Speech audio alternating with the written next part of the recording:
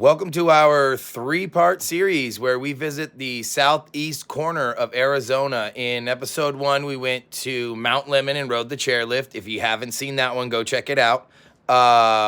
In the second one, we go to Tombstone. We hang out with a ghost at the Birdcage Theater. We check out a gunfight, and then we watch a show narrated by Vincent Price. It's rather interesting. But this is the final and third episode where we go to the Copper Queen mine in Bisbee, Arizona. And then after we come out of the ground, we attend their Bratz Parade in Bisbee, which is basically like wacky soapbox racers down a hill, but no one can win, if that makes sense. You'll see at the end of this video how crazy it is. So let's get this one started. Baby, baby.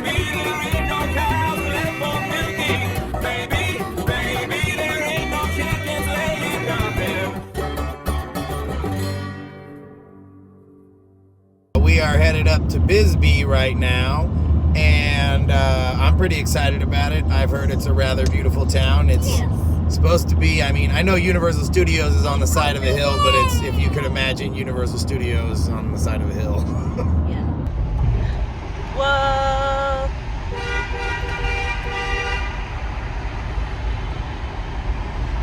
We got a beep beep back. We didn't even get a beep beep. Did he beep beep yeah, back? Yeah, it just was hard to hear it because they're so far in front of us. We're in Bisbee. Founded in 1880. The whole town is historic.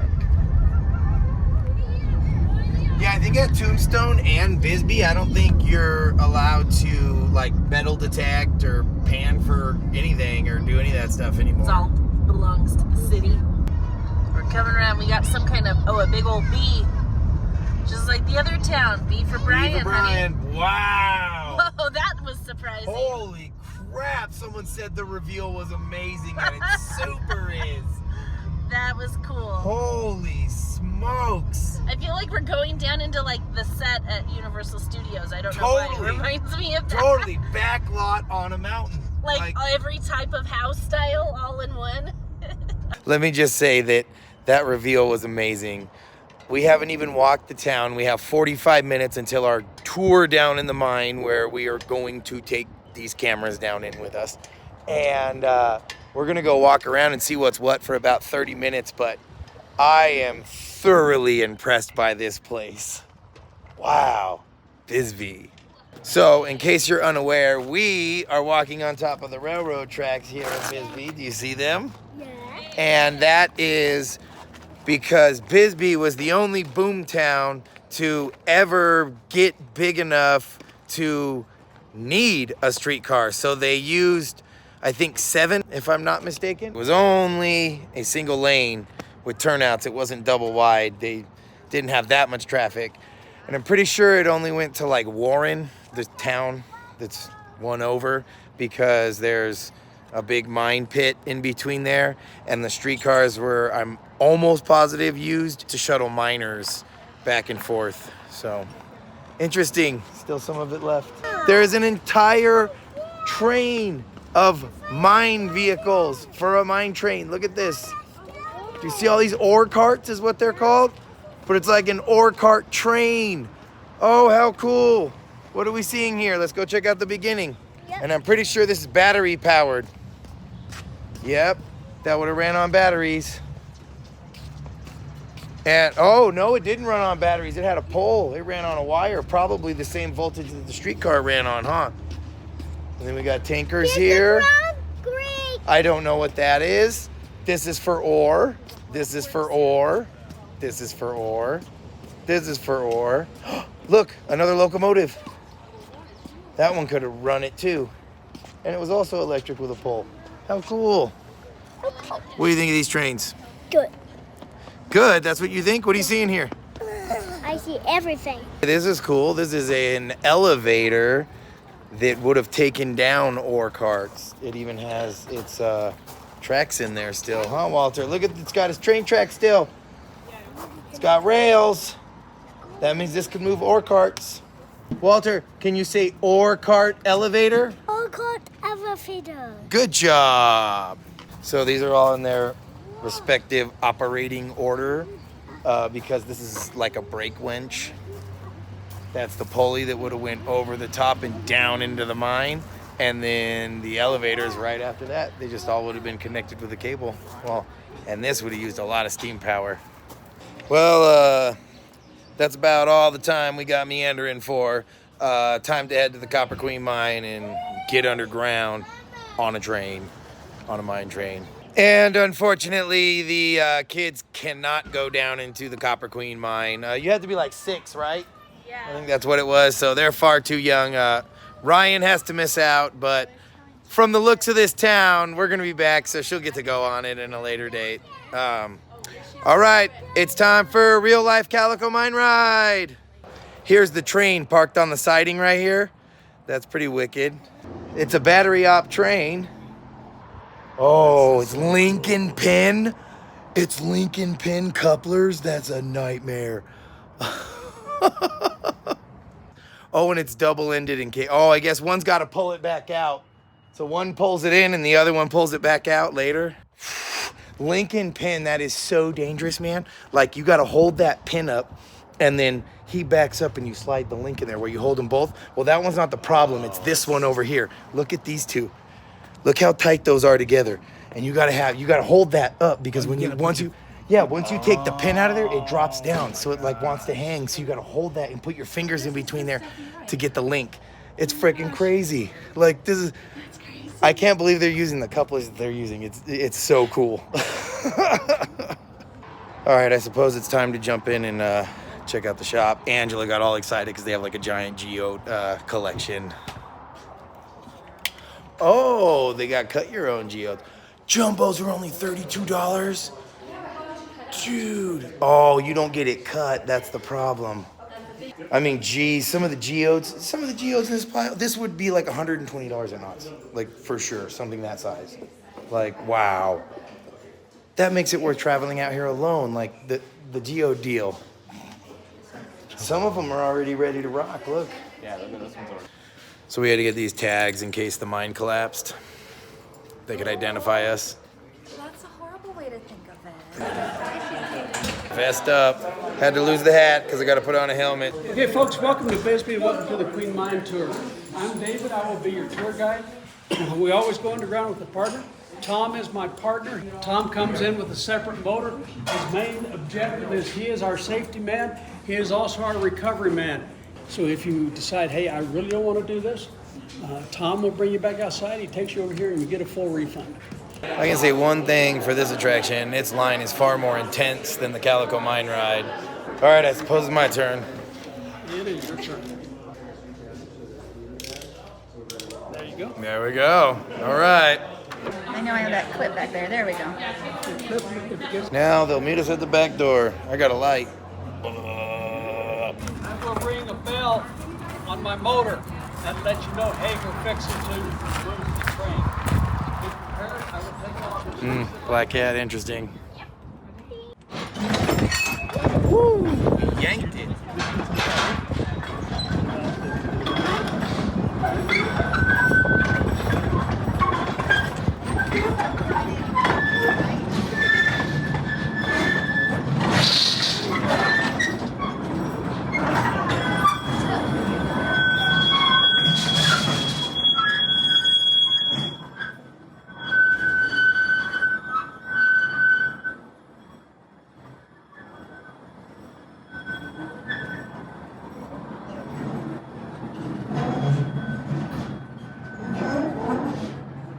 Now, if you noticed above the door, it does say Queen 1915.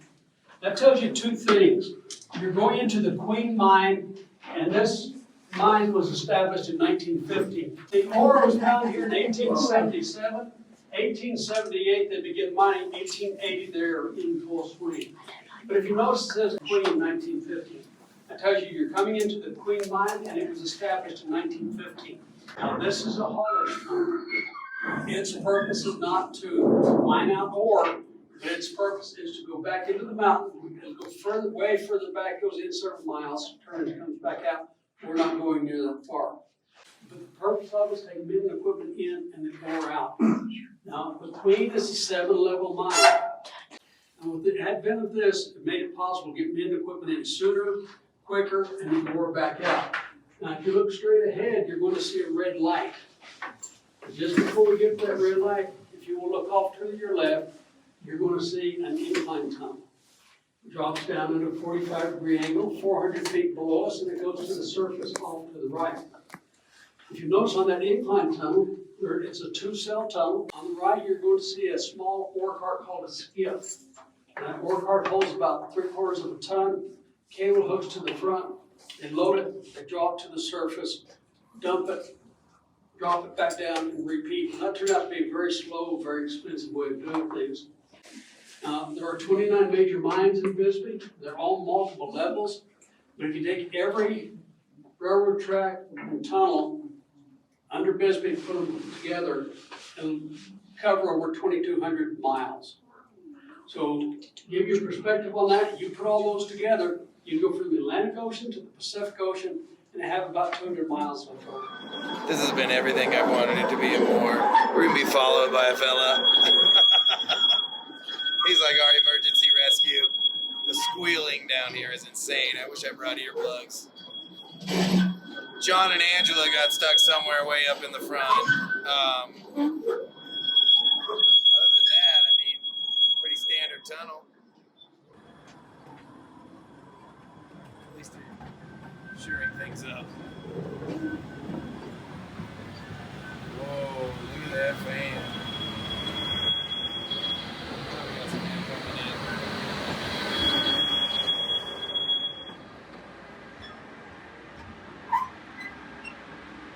Oh, I guess we're at a switch here too.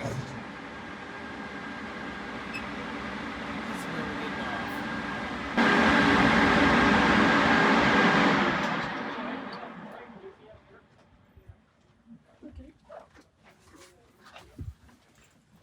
When you look back at the tunnel, you can't see anything. We're disembarking the train right now. You can't even tell that we came this far in.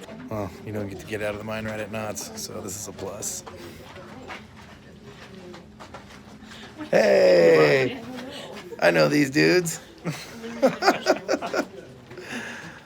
All right. Let's see what we got here. All 29 mines in Bisbee do interlock so that everyone had multiple entrances and exits, and that is true to this day. You have to, under federal regulation, have multiple entrances and exits. Now we can be seen, and we'll see with your light. What was that red sign that had 1,300? Red signs, 100, 200, 300, 400, all the way back. That tells you how far you are from that steel door.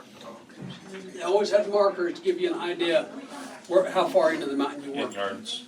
In No, yards. it's in feet. That is in feet. If a miner needed to go out, there's a way to, you lose your light, you still need to go out, there's a way you can read the tracks and get out. That is one of the things that helps you get out. Now, I'm saying between some ancient equipment, we have 2 ore cars here. These are 1-ton K cars. Now, these carts were used in this mine, late 1800s, early 1900s, and then they came up with a new model, which I'll show you in the back. Right behind me, you see 4 transfer chute doors. Behind those 4 doors, there's a shaft that goes up 350 feet. It's 20 feet across, 15 feet deep, and will hold to capacity 700 tons of rock and ore. The levels that are above us don't have access to the outside world. So as they're mining, what they have to do is dump their ore into here using these carts. It flows down. The ore was taken from this point outside the mine by 4 different methods. When it first happened in the 1800s, late 1800s, 1880s, 1890s, one man would open the door, fill a cart 3/4 of the way full, and then push the cart outside. He would dump it, push it back in, fill it back up, push it back out. He did that 10 hours a day, 6 days a week for $1.20 a day. So that, work was, but look at that price of a loaf of bread then was 1 penny. Steak dinner with all the trimmings, a couple of drinks, 10 to 12 cents. So you kind of start balancing that. Miners quickly became what's known as bonus miners. The more ore you move, the more money you make. So after the men pushing the ore out, 3 methods are left. One of the methods is by mule. Once a mule came underground, it was going to be underground for about 5 years. Mules have a relatively long lifespan. When they're down here, they get the best available oats and alfalfa. They're groomed every day. They have individual stalls, they have corrals, and they have barns for them. And they're examined, they're washed down every day, they're groomed every day, and they're examined by a veterinarian every day. Then in the 1920s, those orange motors come underground. Well, the mules and the motors could not work on the same level, so the way you do it, you'll have a level with mules, level with the train, mules, so that they never come together. Then the last one to come underground is right up here. You'll see that bare copper wire, it carries 220 volts. A trolley ran on it. If you've seen the trolleys in San Francisco or pictures of them, there's an arm comes up, grabs the electric wire, and that's what motivates it. It was the same thing down here. This is for telling scary stories. Right. And then he got audited. Okay, folks, you see 3 drills here. Now, all 3 of these drills are pneumatics. The 2 that you see up here, the red one and the aqua one, are the oldest. They weigh over 200 pounds, including your upright, and you had to have a block and tackle system to move them up and down. Your objective with these drills, you're going to drill 21 holes, 8 feet deep before you blast. This is called a jackleg, Garner Denver jackleg. It weighs less than 100 pounds. One miner can pick it up, throw it over his shoulders, and go up the ladder with it. Right behind me, you're going to see what we call a cage. Now, the cage is used to move men and equipment up and down and the ore out of the mine. This particular cage does not go to the surface, but goes between the 8 levels of this mine. So it moves up and down 800 feet. Now, if the cage is going upward, the ride is smooth. The cage is fixing to go down, there's a good chance the first 20 to 50 feet is an instantaneous drop. But that's everything from mules to men to ore is moved up and down on that. Now, right over here behind this lady and this young man, it's probably our most photographed piece of equipment. That is a 500-pound porta-john, 2-seater. When it needs to be serviced, it's put on that elevator, taken outside, parked over a city sewer main. They close both lids, high-pressure water hose is placed inside it. They open that valve in the middle, turn the high-pressure water hose on for about an hour, circulates it. Then they load it back up with chemicals and bring it back in the ground. Did the guys really sit down and pee, or Yes, you sir, they did. just stood right here and they peed on it? Or if you need to sit down and take a dump, there you go. I keep telling the boss I want to put some Mountain Dews in there and a couple of Baby Ruths. He won't buy on it. Interesting piece of railroading history, that's for sure. I had a guy down here about a year ago, owned a service business out of Phoenix for Porta Johns. Oh, really? He took all sorts of pictures of that, said he's going to put them on his business cards. Oh, cool. We service all. We service all, exactly. Are you in? All right, No? time to get back to the back. They switched the trains out. This is not the one we came in on. This is the second train, so I guess ours is way at the other end of the tunnel, but we're not going to get on that one. We're going to get on this one and go back out. Yeah. Oh, wait, are we going to be able to? There's no way. You got room back there. This reminds me of the old days of the log ride. Oh, yeah. That's what. All right, I guess we're out of here. The safety manager's bringing up the rear. Yeah. Yep.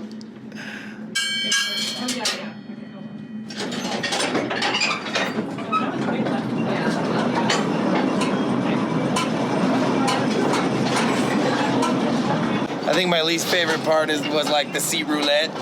Like when we came back, everyone just like sat wherever they wanted. That's all right. I guess we did the same thing because we were not together coming in. Ah! We're supposed to get off at a second place, right? Yeah. So that's as deep as we're gonna go. Or are we gonna take a siding into another one? Is that what I wonder? 750 feet. Oh, and then we did. Oh, okay. I seen where that was at. Ooh, look at that blast out. Some of the roof is like, whoa. This right here. Well, we appear to be stopping. I think we get to get off again. Oh, if we want to get off, we can line up there. Well, there's like a rather sizable set of stairs you have to make your way up. I think this is called a winze, right? When it goes upward. Is that right? And the chute goes down. Tunnel goes sideways, obvious. Man, there is a lot of wind. I wish there was a way to show how much wind there is coming through here, but oh. Whoa, this was worth it. Holy smokes. This is a huge dig out. I feel like you have to be quiet in here. We are a copper mine, no doubt about that. That's what we're known for. We are the queen of the copper camps. But we're the #1 producers of gold in the United States. No one has come close to matching what we produced over a 97-year mining. Now, gold, silver, lead, zinc, all those run in veins. Copper does not run in a vein. Excuse me. So with copper, since it doesn't run in veins, it runs in these large masses. This entire room would have been a large mass of copper. If you look right over these folks where my light is circling, you're going to see that green area. And that green area is copper. I'm going to show you some gold that was left behind. Right here, that's all gold. Kind of different. You have 3 iron oxides. You have hematite, goethite, and dolomite. Iron oxides carry gold. It is microscopic. In and of itself, it is not worth mining. But when it's impregnated throughout your copper, you're taking your copper out of here. You also mine that out with it. So when you go through the smelting and the refinery process, metals are just like water and oil. They will separate by volume of weight. So when you melt your metals down, your copper is fairly light. It's going to go to the top, right under the slag. And then you're going to have a layer of each of the metals by weight. Your heaviest metal, of course, will be on the bottom. Everything else is in between. You screed it out. It costs you nothing to mine it because it's incidental to mining of the copper. And talk to you about the history of this community and about the way mining was done from 1800s up until the close in 1975. Thank you for being here. Thank you so much. All right, that's it. We're out of here now. That was fun. Yeah. I liked it. I learned a lot. I did learn a lot. It reminds me of a song from Midnight Oil. It's called the Blue Sky Mining Company. Really? Yes, sir. Oh, now I gotta check that out. Oh, got yanked. But the Blue Sky Mining Company, they went down to get asbestos. Oh, hey, yeah, that city refuses to change its name because their fame was made on the city. The product was named after the city, not the city named after the product. So, yeah, interesting. Wow, we're going fast now. They must have another tour waiting. Oh, we're out of here. Oh, I guess we did turn coming in here.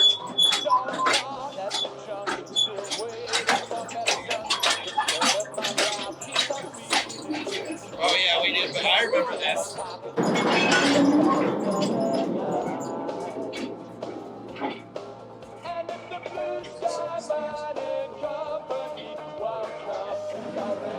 some of that iron work, man.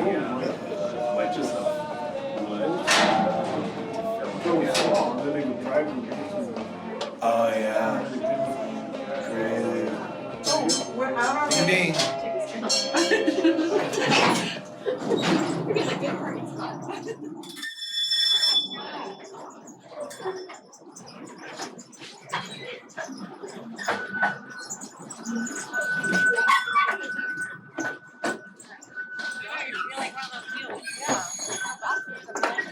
Yeah, and we made it out alive, even though there was like that black cat incident and everything before we went in. Oh yeah, hey, let's go check that out.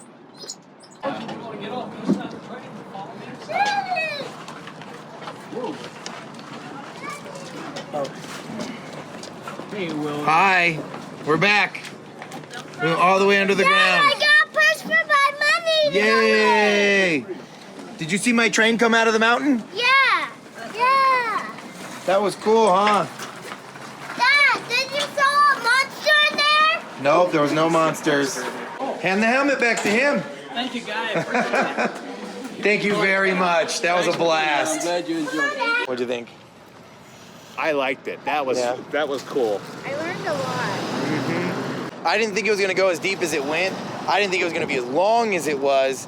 And I also was shocked at how cheap it was to go under it. Yeah. You know, like, usually you do Well, stuff for like the- that in California, it's like, that'll be $48.50, you know what I But I mean? think Like, for the amount of people and that the fact that they don't have to buy fuel, and it's all electric. yeah, yeah. My favorite thing was obviously the poop cart. Oh yeah, there's The one poop up here, cart. too. Oh, there's another poop That's cart the out one I here? told you about, something for trash one. Oh, cool. I was like, oh, that's like the one at the top. This place is strikingly beautiful. Like all of the different colors everywhere. The Copper Queen Library. They said that would have been the best place to see the Bratz Parade, but it will close by the time the parade happens. I think I see our location. I know where we're gonna want to camp up.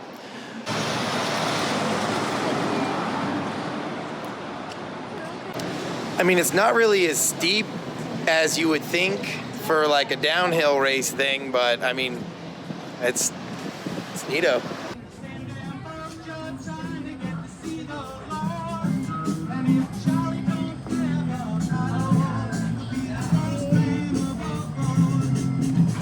This storefront is phenomenal at the art gallery. Wow, that's hand laid. So Bisbee's littered with these staircases. It has to do a lot with the New Deal and blah, blah, blah. I don't know much about that, but they pretty much go everywhere. Weave in and out of a bunch of different properties, go through people's backyards. We have just decided, how could you come to Bisbee and not climb at least one of them? Whew. When you get up here, there seems to be a lot of community gardens. I would not recommend this part of the Bisbee experience. It's pretty brutal. Plus, you could just go ahead and do it in downtown Los Angeles at Bunker Hill. Well, stairs in here. Now we're on a dirt path. Let's see where this goes.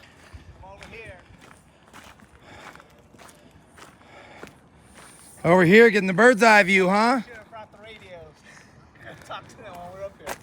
Well, this is where we made it to. Kids are exhausted, that's good.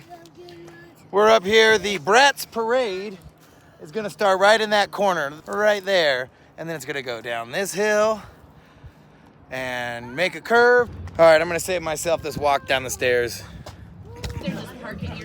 Boom, back.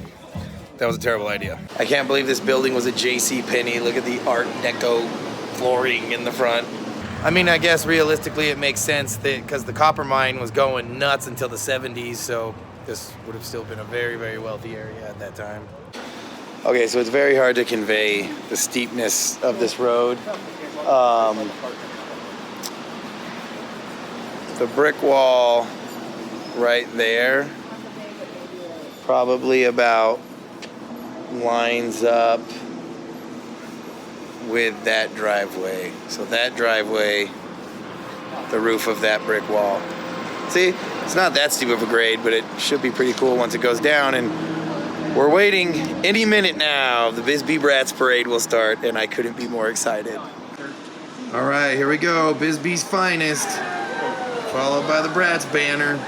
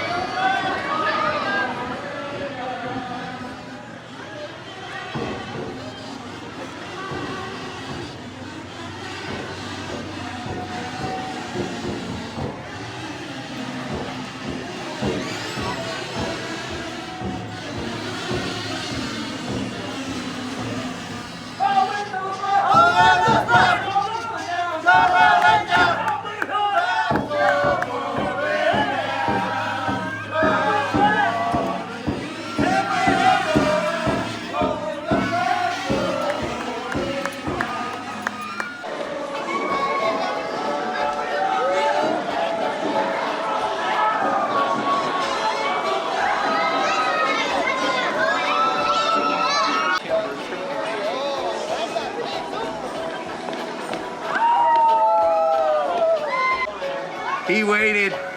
He knew he was hauling ass. I love it.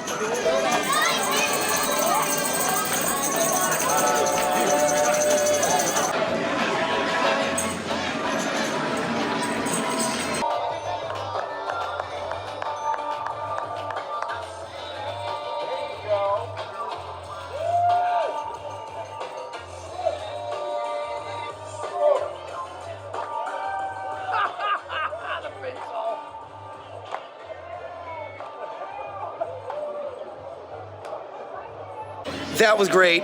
I loved it. I hope you guys come out to Bisbee sometime and check out the Bratz Parade. It seems to be getting more and more crowded.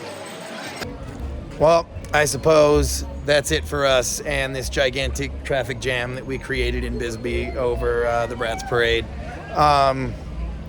We'll see you guys next time, probably at Knott's or another cool place. But we're definitely not going to take a trip like this for a long time. The camera's too good, it can't even see the lights.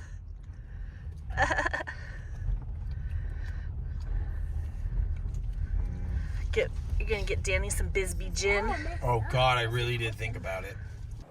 So after the Bratz Parade, Ryan and I headed back to the hotel to get ready for the long drive home the next morning. But John and Angela stayed behind and found out that after the Bratz Parade, there's like a huge Halloween party. And here's some of that Halloween party that Angela and John provided some of the footage for.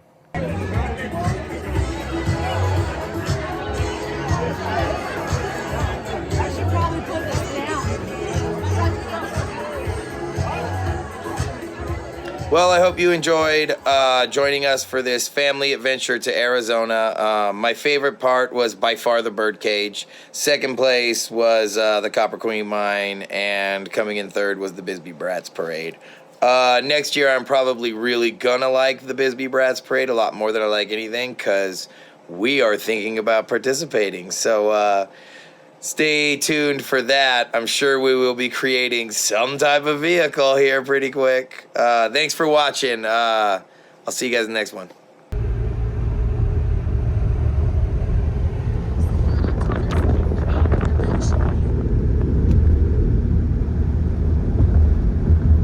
Right, bye Bisbee.